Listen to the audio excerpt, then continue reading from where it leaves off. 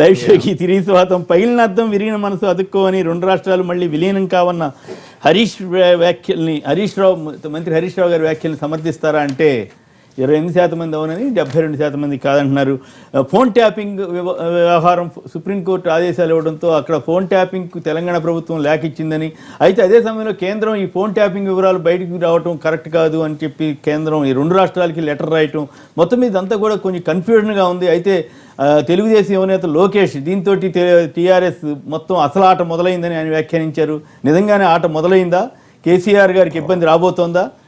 ప్రకాష్ గారు, ఒకటిసారి ఇక్కడ phone tapping జరిగిన మాట వాస్తవం.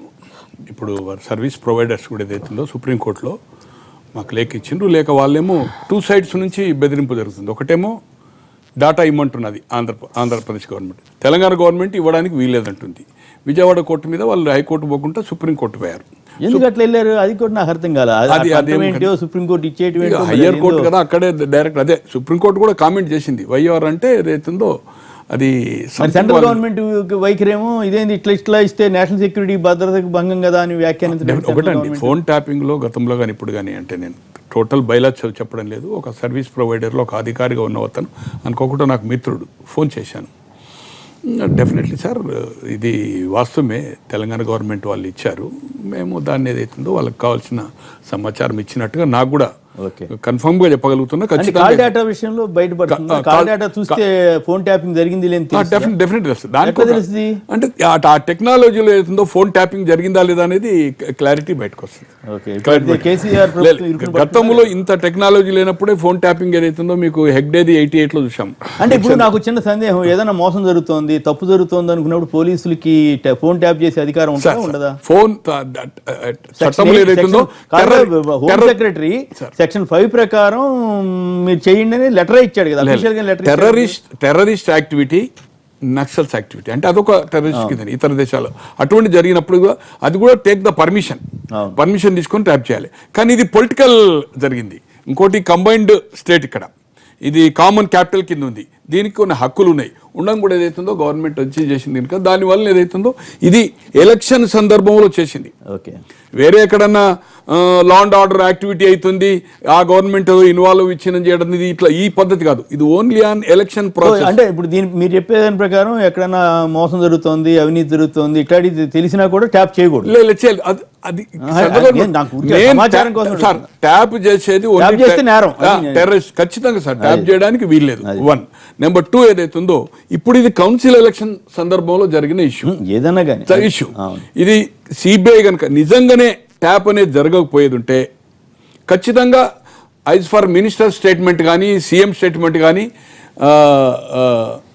ఎవరు దిగి వచ్చిన అంటే మీ ఈ మొత్తము దేవతల ఏదో సంథింగ్ ఏదో వర్డ్ యూజ్ చేశాడు, మా తెలంగాణ వర్డ్ యూజ్ చేశాడు. ఏది ముఖ్యమంత్రిని రక్షించలేదు చంద్రబాబు, బ్రహ్మదేవుడు. ఇప్పుడు ఆల్రెడీ ఇప్పటి వరకే నోటీసులు ఉండే సార్. కాల్లో నరేంద్ర కాల్ డాటా తీసుకొని అతను ఏవైతే కాల్ చేసిండో ఇన్కమింగ్ అవుట్ గోయింగ్ దాని మీదనే డ్రైవర్స్ ను పర్సనల్ ఫ్యామిలీ మెంబర్స్ చేసి సెట్ చేస్తున్నారు. నువ్వు ఆల్రెడీ ఒక టేప్ లీక్ ఇచ్చి బయట పెట్టి అతను ఏదైతుందో సెబస్టియన్ తోటి మాట్లాడినట్టుగా చేసి అది ఓ నేరం అని చెప్పి దాన్ని ఇప్పటి వరకు అతనికి నోటీస్ చేయలే, ఇన్నోసెంట్ పర్సన్స్ ఇస్తున్నావు అంటే డ్యూ టు ఇది అది ఇచ్చినప్పుడు అది ఇచ్చి ఫోన్ ట్యాపింగ్ ఇచ్చినప్పుడు అది బయట పెట్టేది ఉంటే చంద్రబాబు బీజేపీ ప్రభుత్వంతో సిబిఐకి ఏదైతుందో చేసి దీన్ని ఎంక్వైరీ చేయాలి. నా ఫోన్ ట్యాప్ అయిందని అంటే మా చంద్రబాబు గారి ఫోన్ ట్యాప్ చంద్రబాబు అయిందా లేదా కానీ మొత్తం మంది ఉన్నారు, చంద్రబాబు ఉన్నదా లేదా అనేది నేను కనుగో. కానీ దాదాపు ఒక 100 మంది కనుక ఒక ముఖ్యమంత్రి ఫోన్ ట్యాప్ అయితే ఖచ్చితంగా మంత్రులు కూడా అంతే కదా సార్. మంత్రి అనేది భాగస్వామి కదా, minister is equal to cabinet. నాకు డిఫరెన్స్ ఏంటంటే ఏదైనా ఒక నేరం జరుగుతుందని తెలిసినప్పుడు ఫోన్ ట్యాప్ చేయడానికి ముఖ్యమంత్రి గారు ఫోన్ ట్యాప్ చేయడానికి తేడా ఉంటుంది అనేది నా పాయింట్. ఇది అతనికి నోటీస్ ఇచ్చినప్పుడు అతను ఉండే అతని దగ్గర చంద్రబాబు గారికి నోటీస్ ఇచ్చే ధైర్యమే చేయలేకపోతున్నారు. అతను ఏదైతుందో సిబిఐకి ఆదేశిస్తాడు అన్నిటి మీద సమగ్ర విచారణ. వాళ్ళే ఫాస్ట్ గా ఉన్నారు. అందుకోసం ఏదైతుందో దాన్ని రిజర్వ్ గా పెట్టుకున్నాడు. నా దగ్గరకు వచ్చినప్పుడు ఏదైతుందో నేను నాది అస్త్రం ప్రయోగిస్తాను. అందుకోసం ఏదైతుందో ఇప్పుడు ఆల్రెడీ కాంగ్రెస్ లీడర్ జీవన్ రెడ్డి గారు కానీ అంతే కదా, ఆల్రెడీ ఒక సమాచారం లీకులు కూడా వచ్చేసి కేటీఆర్ ఇది అయిన తర్వాత కేంద్రానికి పోతే అవుతుందో కేంద్ర ఒక మంత్రి ఏదైతుందో కలిసినప్పుడు నాట్ టు కన్ఫంట్రేషన్ మేమేదైతుందో అతను ఫోన్ ట్యాపింగ్ జరిగిన అవకాశాలు ఉంది, మా దృష్టికి తీసుకొచ్చాడు. జనంలో ఎవరి మీద కేసులు వస్తే కూడా అట్లాగే రాజీ అయ్యే చట్టాలు తీసుకొస్తారు. రాజకీయాల్లో మనం చూస్తున్నాం కదా సార్. అపోజిషన్ సార్ క్వశ్చన్ చేసిన వాళ్ళు పార్లమెంట్ అసెంబ్లీలో ఏ పద్ధతిలో విత్డ్రా చేసుకున్నారు, ఓ రాజకీయ లబ్ధి కోసమా, పార్టీల లాలూచి కోసం అనేది చాలా ఇంపార్టెంట్ ఇష్యూ. మీరు అసెంబ్లీ ప్రొసీడింగ్ చూసిండ్రు, ఇది జరిగింది. ఖచ్చితంగా ఏదైతుందో, లేకపోతే ఇప్పటి వరకే చంద్రబాబుకు నోటీస్ పోతుండే. నోటీస్ పోయినప్పుడు అతను స్టెప్ తీసుకుని ఏదైతుందో, అప్పుడు ఈ సెంట్రల్ ఏదైతుందో సిబిఐ పెట్టమంటాడు, ఈ ఫోన్ ట్యాపింగ్ కూడా బయట పెట్టమంటాడు ఏదైతుందో. దానికోసం ఏదైతుందో ఈ ఎంక్వైరీలో చంద్రబాబుని ఇంత క్లారిటీ చూపెట్టి కూడా అతను ఆపిండంటే దానికి కారణం అనేది అందరూ అనుకుంటున్నారు. నాయక్ గారు ఏంటి చాలా ఘాటుగా చెప్పారు. వారు అనుకున్న విధానాన్ని బట్టి చూస్తే వారి మనసులో అక్కడ తప్పు జరిగింది, ఇక్కడ వీరు కూడా తప్పు చేశారు కనుక రేపు ఏమైనా చంద్రబాబు నాయుడుకు నోటీస్ పంపిస్తే ఆ ట్యాప్ అనే పద్ధతిలో కేసీఆర్ కూడా నోటీస్ పంపిస్తారు. అందుకోరమే ఇది జరుగుతుంది, ఇద్దరి మధ్య ఉద్యోగం పోతుంది. ఇప్పుడు కేసీఆర్ స్వయంగా ఒక ఫోన్లో మాట్లాడినటువంటి చంద్రబాబు నాయుడు పబ్లిక్ అందరు విన్నర్, అందరికి విన్నర్ అయినా ఈ వాయిస్ నాది కాదని ఇప్పటి వరకు చంద్రబాబు నాయుడు చెప్పలే. అది ఏసీబీ కోర్టులో ఉన్నటువంటి విషయం. అది చంద్రబాబు నాయుడు కేసీఆర్ గారి చేతిలో ఉన్నది కాదు కదా, ఒక చట్టం. బ్రహ్మదేవుడు కూడా రక్షించలేనట్టున్నారు. అవును సార్, నేను తప్పు చేసినాక ఒకరు తప్పు చేసిండ్రు, ఈ తప్పును ఎవరు రక్షిస్తారని చట్ట పరిధిలో ఉంది, దీన్ని ఎవరు రక్షించారని అంటారు. అన్నంత మాత్రాన ఆయనే మన కత్తి పట్టుకుంటారా? కాదుగా ఈయన మాట అన్నారు. ఇప్పటి వరకు ఎంక్వైరీ సార్, ఇప్పటికీ అంత క్లారిటీగా ఆ ప్రాసెస్ ముగించలేదు. ఎవరెవరిని నోటీస్ ఇవ్వాలి, ఎవరెవరి దగ్గర నుంచి ఇన్ఫర్మేషన్ లాగాలో రోజు ఒకటి నడుస్తూనే ఉన్నది. వేం నరేందర్ రెడ్డి కొడుకుని తీసుకొచ్చారు, సండాన్ని తీసుకొచ్చారు, ఒక్కొక్క ప్రాసెస్ జరుగుతుంది. ఆ వాయిస్ ఎవరిది అనేది తెలియడానికి అది ఫారెన్సిక్ ల్యాబ్కి పోయింది, అది వచ్చింది. అది కోర్టు పరిధిలో ఉన్నటువంటి విషయం. ఇప్పుడు మళ్ళీ అక్కడి నుంచి పోయి ఈసీ పరిధిలో ఉంది, రెండు చోట్ల ఉంది. దాన్ని ఏ ప్రాసెస్ ఏముంటుందో ఆ ప్రాసెస్ ప్రకారంగా చేయాలి. కానీ ఏదో అది కాదు, ఇక్కడ ఫోన్ ట్యాపింగ్ లో మీరు దొరికిపోయారా లేదా అనేది పాయింట్. ఓటుకు వాళ్ళు ఏమయ్యారు, నోటీస్ ఇచ్చి క్లారిటీ తీసుకోవాల్సిన అవసరం లేదు కదా, క్లియర్ గా వాయిస్ కనబడుతుంది కదా ఆయనది. ఆయన నేను కూడా నాది కాదంటలేడు కదా. దానికి సంబంధించినటువంటిది ఒకవేళ మీరు అన్నట్టు రేపు కేసు ఏమైనా కాకపోయి లేదా ఏసీబీఐ వెనకపోతే ఆ రోజు మీరు అంట కదా, అట్లా ఎట్లా ఉంటుంది అసలు మీడియేటర్ కూడా కేసు పెట్టొచ్చు. ఈ ప్రాసెస్ ఎవరైతుందో కాంప్రమైజ్ కావడానికి అసలు ఫోన్ ట్యాప్ మా దగ్గర జరిగినట్టు దానికి నామ రూపాలు సెల్ ఆపరేటర్లు సుప్రీంకోర్టు ఎన్ని రోజుల నుంచి చెప్తున్నారు. సుప్రీంకోర్టు పిటిషన్ లోనే రాశారు కదా, అడిగింది తెలంగాణ ప్రభుత్వం. అవును సార్, వాళ్ళు ఎన్ని రోజులు హోమ్ సెక్రటరీ అండి మేము అడిగింది కదా సార్. ఇప్పుడు ఆంధ్రప్రభ వాళ్ళ దగ్గర చంద్రబాబు నాయుడు వాళ్ళ అధికారికంగా వాళ్ళ ఫోన్ ట్యాప్ ఏదైతే ఉందో ఇన్ని రోజులైంది కదా, తీసుకొచ్చి ఎందుకు పెట్టరు బయట? ఇప్పుడు సెల్ ఆపరేటర్ తోటి చెప్పించారు కదా, అంతవరకు వాళ్ళు సక్సెస్ అయినట్లే కదా ఏపీ ప్రభుత్వం. ఎట్లయితే అది అవును, సెల్ ఆపరేటర్లు డైరెక్ట్ గా సుప్రీంకోర్టుకి వెళ్ళటం ఏంటి, వెళ్ళిన తర్వాత అక్కడ వాళ్ళు ఆర్డర్ ఇవ్వటం ఏంటి, దాంట్లో అవును తెలంగాణ ప్రభుత్వం మమ్మల్ని అడిగిందని వాళ్ళు ఒప్పుకున్నారంటే అది మీరు తప్పు చేసినట్ట కాదా? అట్లా ఎట్లా ఉంటుంది? వాళ్ళ ఫోన్ ఏ ట్యాప్ చేసిండ్రు, ఏ సందర్భంగా చేసిండ్రు, వ్యక్తులు అంతే కదా. ఏమంటారు? ఇద్దరు ఏ సందర్భంగా చేసిండ్రు, ఎందుకు చేసిండ్రు, చేస్తే అది ఏమైనా పర్మిషన్ తీసుకోవాలని ఇంతకుముందు ఉంది. ఫోన్ ట్యాప్ చేయడం అనేది ఇష్టం వచ్చినట్టు ఏం చేయరు. ఏదైనా పరిస్థితి మీ సెక్రటరీ హోమ్ సెక్రటరీ సెక్షన్ 5 కింద ఇవ్వమని లెటర్ రాశారనే చెప్పారు. అయితే అట్లా రాయడం కరెక్టా, చట్టబద్ధమా కాదా, అది ఫోన్ ట్యాపింగ్ వల్ల అనేది వాళ్ళు తెలియదు. రేపు హోమ్ సెక్రటరీ చెప్తారు కదా ఏం జరిగింది అనేది. రేపు హోమ్ సెక్రటరీ మరి అది తప్పు అయ్యేది ఉంటే వెంటనే తెలుసు కదా. అంటే తప్పు అని చెప్పాలంటే చంద్రబాబు నాయుడుతో కలిసే ఉన్నది కదా, బీజేపీ చంద్రబాబు నాయుడు ఇద్దరు ఒకటే కదా. ఇప్పుడు అక్కడ ఉన్నంత వరకు ఏం జరుగుతుందో మేము చూస్తలేమా? హైకోర్టు విషయంలో ఏం పంచాయతీ చేస్తున్నారండి కదా మీ ఇద్దరి మధ్య. బీజేపీ వాళ్ళ పంచాయతీ వాళ్ళని ఎందుకు లాగుతారు? వాళ్ళు మా దగ్గరికి ఎందుకు వస్తారు? పంచాయతీ చేయట్లేదు, బీజేపీ దీంట్లో పట్టించుకోవడం లేదు. ఎట్టి పరిస్థితుల్లో గవర్నర్ గారికి కూడా క్లియర్ ఇన్స్ట్రక్షన్స్ లో ఎట్టి పరిస్థితుల్లో మీ చేతిలో ఉన్న పని మీరు చేయండి అని చెప్పారు. భారతీయ జనతా పార్టీ చాలా బ్రహ్మాండమైనటువంటి విధానంలో ఎట్టి పరిస్థితుల్లో దీంట్లో పట్టించుకునే విధంగా ఉంది. రెండోది ఏంటంటే వీళ్ళిద్దరు కొండం దవి ఎలికిన పడుతున్నారు. రాష్ట్రంలో ఉన్న ప్రజల యొక్క మనసును వేరే విధంగా మళ్లిస్తున్నారు తప్పితే ఏమీ చేయట్లేదు. ఇవాళ హరీష్ రావు గారు మాట్లాడిన విధానంలో కూడా కరెక్ట్ కాదు. ఎందుకంటే కొన్ని దేశాల గోడలు కట్టుకున్నారు, ఆ గోడలే విడగొట్టేసేసి రెండు బెర్లిన్ మొత్తం కలిసినటువంటి సందర్భాలు ఉన్నాయి. అందుకని ప్రజల మనోభావాలను వీళ్ళు మాట్లాడడానికి ఇవాళ ఓ 4 సంవత్సరాలు ఉంటారు పోతారు, లేకపోతే 10 సంవత్సరాలు ఉంటారు చేసుకుంటారు పోతారు. కానీ ప్రజలు అతుక్కోరు. బీజేపీ కూడా వైఖరి మార్చుకోవచ్చు. బీజేపీ కూడా వైఖరి మార్చుకోవచ్చు. బీజేపీ వైఖరి మార్చుకోవడం మీరే సపరేట్ 98 నుంచి చెప్పారు కదా.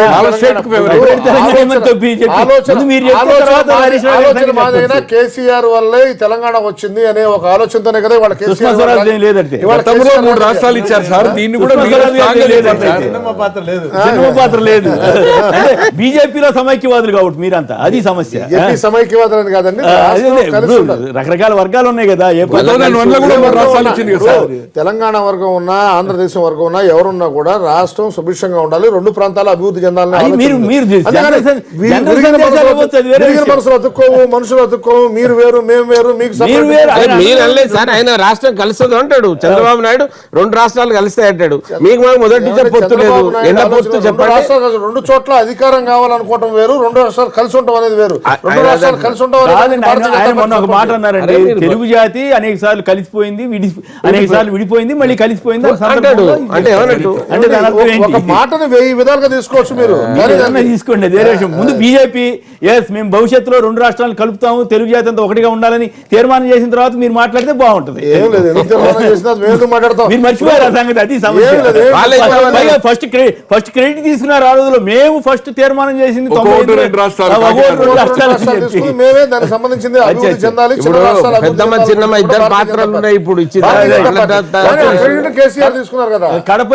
కడప నుంచి ఒక హలో, కడప నుంచి సాంబా. హలో, నమస్కారం. మాట్లాడండి.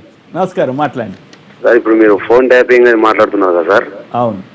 ఇప్పుడు ప్రతి సామాన్య కార్యకర్త కూడా అర్థమైంది సార్. అది ట్యాపింగ్ జరిగింది ఆంధ్రకు అర్థమైంది. కానీ దాన్ని నెల రోజుల తర్వాత రేవంత్ రెడ్డి బెయిల్ వచ్చింది. తర్వాత రేవంత్ రెడ్డి ఫస్ట్ అంతా రేవంత్ రెడ్డి చేసి అని చెప్పారు. తర్వాత సంధ్ర వెంకట గారు చేసి అతను చేసి చెప్పారు. తర్వాత చాలా మంది నోటీసులు ఇచ్చారు. కాబట్టి ప్రతి ఒక్కరికి అర్థమైంది ఏంటంటే ఇదంతా అంతా అయిపోయింది, ఏం లేదు, ఊరగేలా కొనసాగుతుంది తప్ప ఏం లేదని వాళ్ళు అక్కడ ఊరకు చెప్తున్నారు తప్ప ఇదంతా కేసు అంతా ముగిసిపోయిందని అందరికీ అర్థమైంది, సామాన్య ప్రజలు కూడా సార్. అర్థమైపోయిందా? ఓకే, గజం మిథ్య పలాయనం మిథ్య అన్నట్టు అయిపోయింది. తులసిరెడ్డి గారు మీరు చెప్పండి. ఇప్పుడు phone tapping, phone recording 2 different. Phone recording general గా స్టీవెన్సన్ రికార్డ్ అనేది వీళ్ళు చెప్తారు. అది ఫోన్ ట్యాపింగ్ ఇక్కడ సర్వీస్ ప్రొవైడర్స్ యొక్క స్టేట్మెంట్ చూస్తే 100% ఫోన్ ట్యాపింగ్ జరిగినట్టు తెలుస్తుంది. వాళ్ళు ఏమంటున్నారు, ఇక్కడ విజయవాడ హైకోర్టు ఏమో విజయవాడ కోర్టు ఇవ్వమంటుంది, ఇక్కడేమో వీళ్ళు వచ్చేసి ఇవ్వద్దంటున్నారు. కరవమంటే కప్ప కోపం, విడవమంటే పాము కోపం అనే పరిస్థితి ఉంది. పోనీ హైకోర్టు పోదామంటే ఉమ్మడి హైకోర్టు ఆడా సమస్య అట్నే ఉంది కాబట్టి వీడికి వచ్చినామని చెప్పారు. కాబట్టి వాళ్ళు చెప్పిన దాన్ని బట్టి ఖచ్చితంగా ఫోన్ ట్యాపింగ్ జరిగినట్టు తెలుస్తూ ఉంది. ఇంకా ఇండియన్ టెలిగ్రాఫ్ యాక్ట్ ప్రకారం ఫోన్ ట్యాపింగ్ వచ్చేసి డెఫినెట్గా ఒక సీరియస్ నేరం కిందనే పరిణమిస్తుంది. గతంలో సంఘటనలు చూసినా కానీ ఇక్కడ నాకు తెలిసి బీజేపీ బహుశా 2 జుట్లు చేతులు పట్టుకొని చెన్నంపల్లి పంచాయతీ చేస్తున్నట్టు ఉంది, దుప్పటి పంచాయతీ. గుంటూరు జిల్లాలో బట్టిపోలు పంచాయతీ.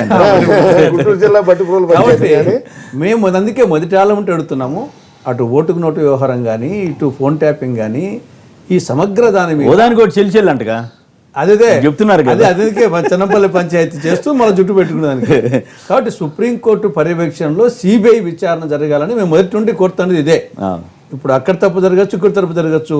ఇద్దరు వచ్చేసి ఇక్కడ వీళ్ళు ఏసీబీ కోర్టు అంటారు, అక్కడ వాళ్ళు సిబిసి అంటారు. ఇద్దరు చేతుల్లో ఉండేది కాబట్టి న్యాచురల్గా నిష్పక్షపాతం జరగడానికి అవకాశం ఉండదు. కాబట్టి సిబిఐ విచారణ కానీ కొంత బీజేపీ చేతుల్లో ఆస్కారం ఉంది. కాబట్టి అయినప్పటికీ చెబుతున్నారా సుప్రీం బీజేపీ చేతిలో ఉంటుందంటే అంతకుముందు కాంగ్రెస్ చేతిలో ఉందని వరకు వచ్చేసి ఉండే అవకాశం ఉంది. కాబట్టి సుప్రీంకోర్టు పర్యవేక్షణలో సిబిఐ విచారణ, అంతగా సిబిఐ కంటే పెద్దది లేదు.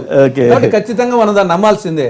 అది కూడా ఇంకా కొంత పకడ్బందీగా ఉన్న దానికోసం సుప్రీంకోర్టు పర్యవేక్షణలో సిబిఐ విచారణ, అటు ఓటుకు నోటు వ్యవహారం కానీ ఇటు ఫోన్ ట్యాపింగ్ కానీ సమగ్ర విచారణ జరిగితే తప్ప ఇది లేకుంటే వారు చెప్పినట్టు చెల్లుకు చెల్లు అని చెప్పేసి పంచాయతీ బట్టిప్రోలు పంచాయతీ అంటే వీళ్ళందరూ కలిసి ఈ రాజకీయ నాయకులందరూ కలిసి ఈ రాజకీయ పార్టీలను కలిసి జనానికి ఏమి సందేశం ఇస్తున్నాయి?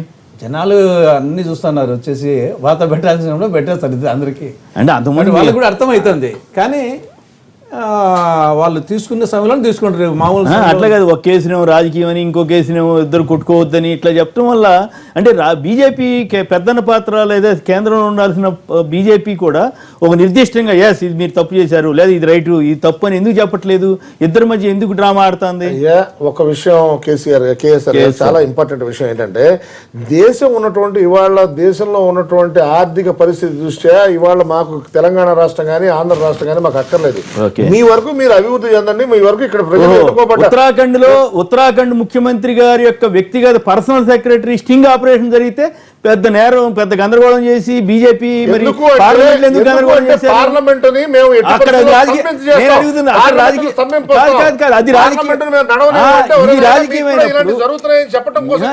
నేను అడుగుతున్నది ఇది రాజకీయమైనప్పుడు అది రాజకీయం పార్లమెంట్ లో అనవసరమైన విషయాలు ప్రస్తావిస్తున్నారు. సోనియా గాంధీ కానీ అవసరం లేని విషయాలు ప్రస్తావిస్తున్నారు కాబట్టి ఒరే నాయన మీకు సంబంధించిన విషయాలు ఈ విధంగా ఉన్నాయని చెప్పడానికి చెప్పారు తప్పితే ఇవాళ జరుగుతున్నది పార్లమెంట్ కాదు. ఉన్నాయి మీకు ఎగ్జాంపుల్ చెప్పడం చెప్పారు కానీ దీనివల్ల ఏదో లాభం పొందాలి. నేను అడుగుతున్నా, నాకు సందేహం ఏంటంటే మోడీ గారు చాలా గొప్పగా ఉంటాడు, నీతి నిజాయితీ కాదు స్పష్టంగా ఉంటాడు, ఎవరు తప్పు అయితే వాళ్ళు తప్పు అంటాడని మా ఓటాడు అనుకున్నాం. ఓహో ఉత్తరాఖండ్ లో కాంగ్రెస్ వాళ్ళ దగ్గర జరిగితే అది ఒక మాట ఒక మాట లేదా ఫోన్ ట్యాపింగ్ జరిగితే ఒక మాట అంటారా అనేది నిర్మలా సీతారామన్ గారు మాట్లాడారు. దానికి సంబంధించింది మోడీ గారే పంపించి మాట్లాడారు కాదు, మోడీ గారికి తెలియకుండా సీతారామన్ గారు మోడీ గారు అంటే ప్రతి ఒక్క విషయం తెలియాల్సిన విషయం బీజేపీ వైఖరి కాదు అది. సంఘటన జరిగిన నేను అడిగిందని మళ్ళీ ఒకసారి అడుగుతున్నా, ఉత్తరాఖండ్ సీఎం ది రాజకీయమా కాదా, ఇక్కడ కాదా, ఫోన్ ట్యాపింగ్ మీద మీరు అభిప్రాయం చెప్పండి. ప్రతి చిన్న విషయానికి చాలా ఇంపార్టెంట్ విషయం అంటే ప్రతి చిన్న విషయానికి రాజ్యసభలో మీరు చేస్తున్న మీకున్న బలాన్ని బట్టి మీరు చేస్తున్న కాంగ్రెస్ చేస్తున్న విధానం వల్ల అంటే బీజేపీ వైఖరి ఎప్పుడు అంటే కేసు చెల్లుకు చెల్లి అన్ని చెల్లుకు చెల్లి కాదు, మీరు జరుగుతున్న విధానాల గురించి వాళ్ళకి సంబంధించి దుయ్యపడుతున్నాం. మీరు చేస్తున్న విధానం ఎలా ఉంది? బీజేపీకి రెండు తెలుగు రాష్ట్రాలంటే నిర్లక్ష్యం, ఎందుకంటే వాళ్ళకి ఏమీ లేదు ఆడగా ఇక్కడ లేదు వచ్చిన 4 సీట్లు తప్ప. మోడీ గారి వల్లే ఇవాళ ఆంధ్ర రాష్ట్రంలో మోడీ గారి వల్లే ఆంధ్ర రాష్ట్రంలో రాగలరు, లేకపోతే ఎట్టి పరిస్థితుల్లో జగన్ సీఎం అయి ఉండేవాళ్ళు. బీహార్ గురించి పట్టించుకునే దాంట్లో 1/100 భాగం కూడా పట్టించుకోవడం తెలుస్తా ఉంది. ఇప్పుడు బీహార్ 50,000 కోట్లు ఇస్తానన్నాడు. కాబట్టి ఇప్పుడు ఇక్కడ స్పెషల్ కేటగిరీ కానీ అక్కడ ఎన్నికలు బీజేపీ ఉండబట్టే కదా మీకు ఇవాళ ఒక్క సీటు కూడా రాలేదు కదా. మీరు 10 సంవత్సరాలు భారతీయ జనతా పార్టీ ఇవాళ ప్రధానమంత్రి 84లో 2 సీట్లు మాత్రమే బీజేపీకి ఉన్నాయి, 2 సీట్లు 84లో 2 సీట్లు మాత్రమే బీజేపీ. మనం సీట్లను మొన్నటి ఎన్నికలు సార్ ఆల్వేజ్ బీహార్కి ఏమో ఎలక్షన్లు ఉన్నాయి కాబట్టి 50,000 కోట్లు ఇస్తామని అనౌన్స్ చేశారు. ఆల్రెడీ ఇస్తానని అనౌన్స్ చేసిన స్పెషల్ స్టేటస్ ఎందుకు ఇవ్వట్లేదు ఏపీకి? స్టేటస్ ఇవ్వకపోవడం అనేది ఏమీ లేదు. ఆంధ్ర రాష్ట్రానికి జరిగినటువంటి మేలు మిగతా చోట్ల ఎక్కడ జరగలేదు. ఆంధ్ర రాష్ట్రంలో వచ్చినటువంటి ఇన్స్టిట్యూషన్స్ కానీ ఆంధ్ర రాష్ట్రానికి పోలవరం ప్రాజెక్ట్ కానీ ఇవన్నీ కూడా చట్టంలో ఉన్నాయి కదండి. తులసిరెడ్డి గారు మీరు కూడా ఇలా మాట్లాడితే ఎలాగా మీకు తెలియదు చూసుకోండి. 1000 కోట్లు ఇస్తే 100 కోట్లు అంటారు ఏంటంటే ఖర్చు పెట్టి రండి మేము ఇస్తాం. నిన్న పార్లమెంట్ లో మంత్రి ఇచ్చాడు 250 కోట్లు 2014 కాదండి 1000 కోట్లు ఇచ్చారు. 1000 కోట్లు ఇచ్చారు ఇవాళ 1000 కోట్లు ఇచ్చారు. 1000 కోట్లు ఇచ్చారు. మీరు ఖర్చు పెట్టకుండా వచ్చేసి 2018 పూర్తి చేస్తానని చంద్రబాబు గారు చెప్తారు. మీరు 1000 కోట్లు ఇస్తే ఆయన ఎప్పుడు పూర్తి చేయాలి? సంవత్సరానికి 5,000 కోట్లని ఇవ్వాలి కదా. సంవత్సరానికి 5,000 కోట్లని ఇవ్వాలి కదా. 1000 కోట్లు ఖర్చు పెట్టకుండా 2,000 కోట్లు డబ్బులు జేబులో వేసుకుని నేషనల్ ప్రాజెక్ట్ కాదు, రాష్ట్ర ప్రభుత్వం సంబంధించినటువంటి పోలవరం జాతీయ ప్రాజెక్టు కింద టేకప్ మేము స్వయంగా అక్కడ చూస్తున్నాం, పార్లమెంట్ లో చూస్తున్నాం. భారతీయ జనతా పార్టీ అంటే మీ నాయకత్వంలో మోడీ గారి నాయకత్వంలో ఎన్డీఏ ప్రభుత్వానికి ఈ 2 రాష్ట్రాల మీద సరైన స్పష్టత ఇస్తలేదండి. ఎందుకు హైకోర్టు 14 నెలలు అయింది, రాష్ట్రపతితోనే ఒక ఆర్డినెన్స్ ఇప్పించి ఇవ్వాలి, ఎందుకు తన్నుకోమని చూస్తున్నారు? ఉద్దేశం ఏంటి చెప్పండి నాకు. దాన్ని ఇప్పుడు 4 రోజుల నుంచి మేము వెళ్ళకపోయి గోడగాడు పట్టుకొని చేస్తున్నాం. హైకోర్టు ఇచ్చినప్పుడు ఒక మాట మీ చేతిలో ఉన్నటువంటి వ్యక్తిని అక్కడ బెంచ్ పెట్టుకోమంటే అయిపోతుంది కదా. ఇప్పుడు ఒకసారి నమ్మకం లేనప్పుడు ఎందుకు అట్లా చేస్తా ఉన్నారు? ఒకటి వాళ్ళకు మీరు ఆ రోజున ప్రత్యేక వాళ్ళకు వెసులుబాటు ఇస్తామన్నారు, ఇది ఆంధ్ర రాష్ట్రానికి ఇస్తామన్నారు. దాంట్లో కూడా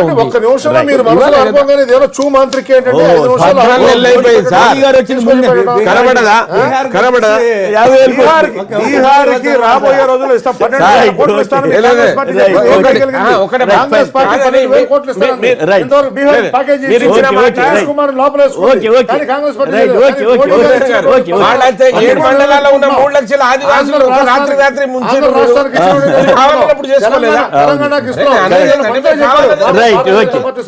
రైట్ ఓకే ఏదేమైనా మా ఓటాలను కూడా బీజేపీ విత్ డిఫరెన్స్ అనుకున్నాం కానీ విత్ నో డిఫరెన్స్ అని అర్థం అవుతాం.